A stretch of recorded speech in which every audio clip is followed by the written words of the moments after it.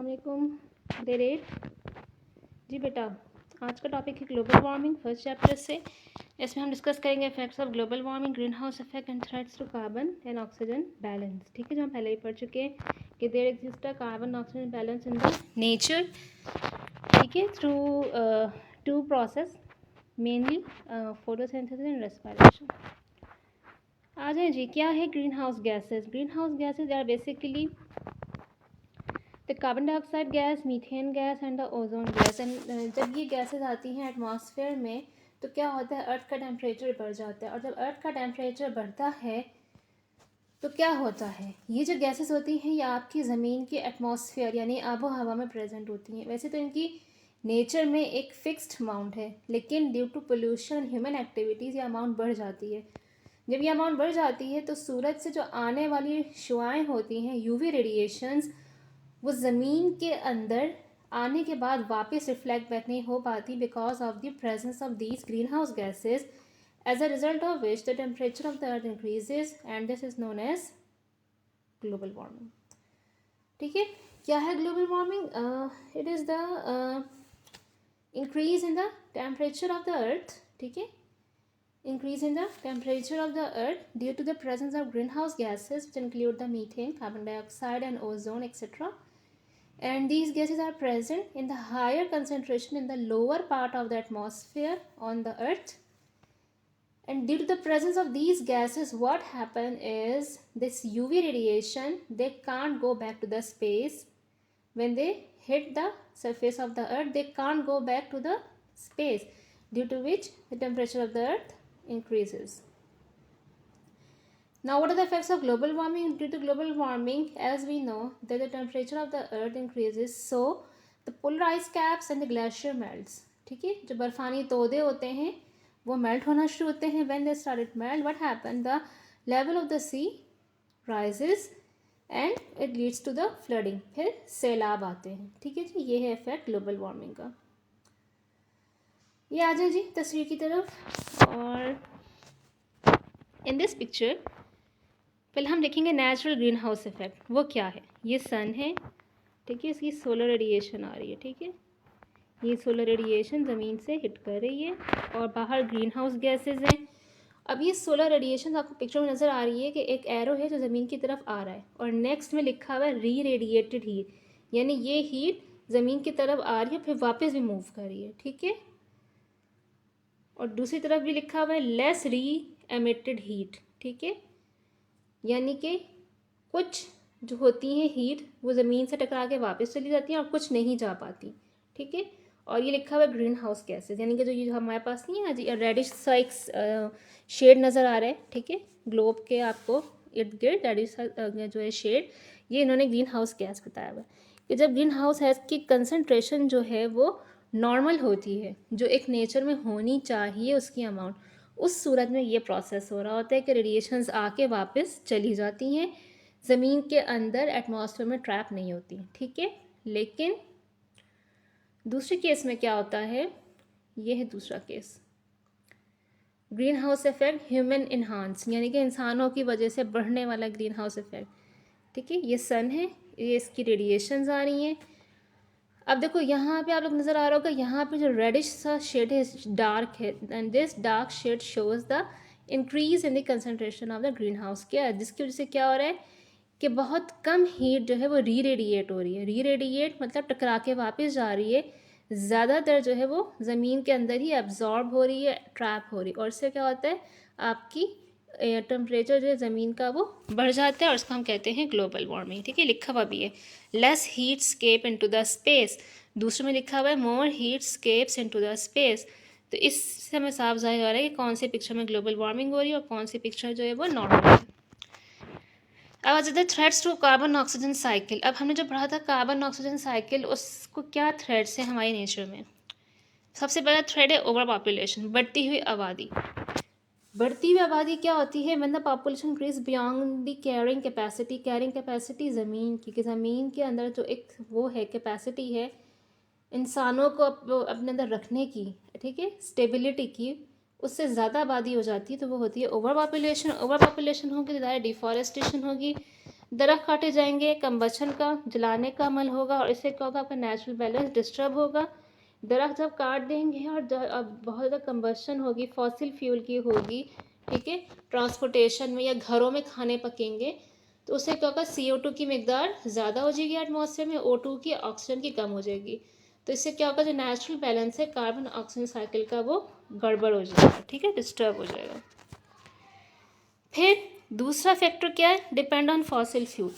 हम fossil fuel पे भी रिलाई करते हैं। फॉसिल फ्यूल आपको पता है कोल, ऑयल और नेचुरल गैस को कहते हैं। हमने लास्ट टाइम भी पढ़ा था कि ज़मीन के अंदर जब प्लांट्स या एनिमल की डेड बॉडी दफन हो जाती है तो एक कई हज़ारों साल गुजर जाने के बाद वो फॉसिल फ्यूल में कन्वर्ट हो जाती है। तो फॉसिल फ्यूल बाद में फिर इस्तेमाल किया जाता है ट्रांसपोर्टेशंस में, कुकिंग में और डिफरेंट इंडस्ट्रीज़ वगैरह में, ठीक है। और फॉसिल फ्यूल में हमारे पास आते हैं कोल, ऑयल और नेचुरल गैस, कुदरती गैस, कोयला और खाम तेल, ऑयल।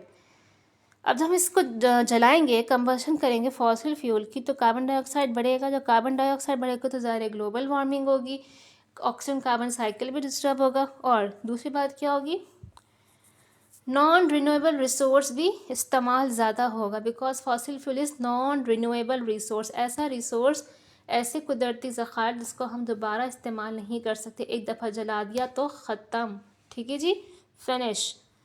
इसको हम कहते हैं नॉन रिन्यूएबल रिसोर्सेज, ऐसा रिसोर्स जो दोबारा इस्तेमाल ना किया जा सके, once it use it deplete.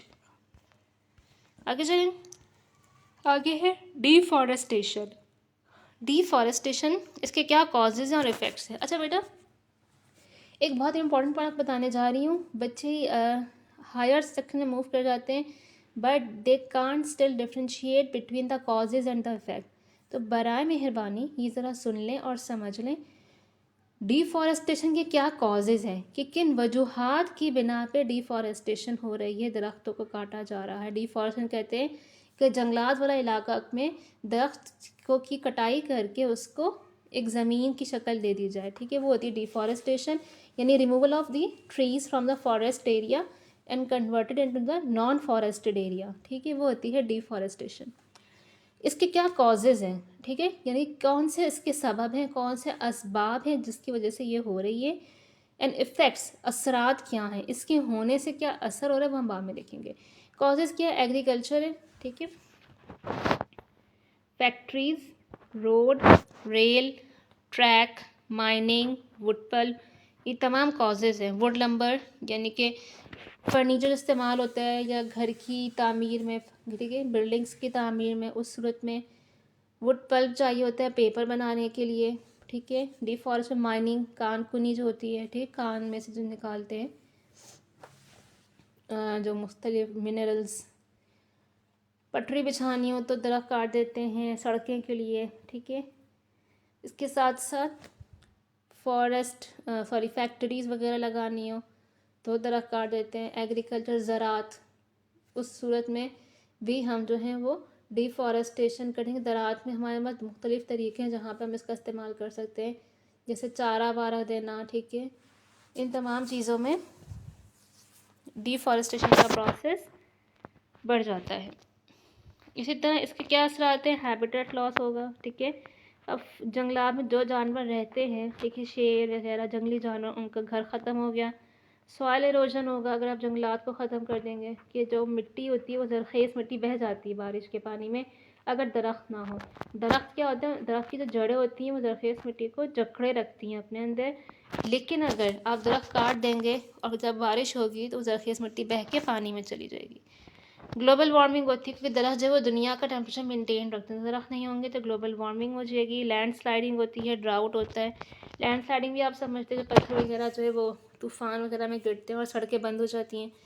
Drought कहते हैं खुश्क साली, ठीक है, खुश्क साली हो जाएगी, मतलब कहत होता है जब खुराक वगैरह नहीं मिल रही होती। अच्छा जी, ये एक्टिविटी है आपके चैप्टर नंबर 5 से, पीरियोडिक टेबल से, ठीक है, हमने पढ़े थे। वैसे तो मैंने आपको ये होमवर्क देना था, लेकिन फिर मैं सोचा खुद ही सॉल्व करके दे देती हूँ कि आपने लेबल करना है प्रॉपर्टीज़ पढ़ के कि कौन सी प्रॉपर्टी मेटल की और कौन सी प्रॉपर्टी नॉन मेटल की है। पुअर कंडक्टर है तो नॉन मेटल है, डक्टाइल है तो मेटल है, गुड कंडक्टर है तो मेटल है, क्लोरीन है तो नॉन मेटल है, यूजुअली सॉलिड है रूम टेम्परेचर पे तो मेटल है, यूजुअली गैस है तो नॉन मेटल है, ब्रिटल है तो नॉन मेटल है, सेमीकंडक्टर है तो मेटलॉइड्स हैं। इसके अलावा ये आप टैली कर लीजिएगा, ठीक है, ये आपको दी थी, मैंने होमवर्क दिया हुआ था, ठीक है, यहाँ से देख लीजिएगा कि आपने सही किया है कि नहीं। इसमें भी आपने लेबल ही करना है, प्रॉपर्टीज़ पढ़ती जानी है और लेबल करते जाना है, ठीक है, मेटल्स और नॉन मेटल्स कौन कौन से। इसी तरह ये भी मैंने आपको एक्टिविटी दी थी कल होमवर्क में कि list the symbols of element period 2। Period 2 में कौन कौन से एलिमेंट है, lithium, beryllium, boron, carbon, nitrogen, oxygen, phosphorus, ठीक है, एक और है हीलियम। फिर एटॉमिक नंबर क्या है एलिमेंट्स का पीरियड 2 में, 3, 4, 5, 6, 7, 8, 9, 10।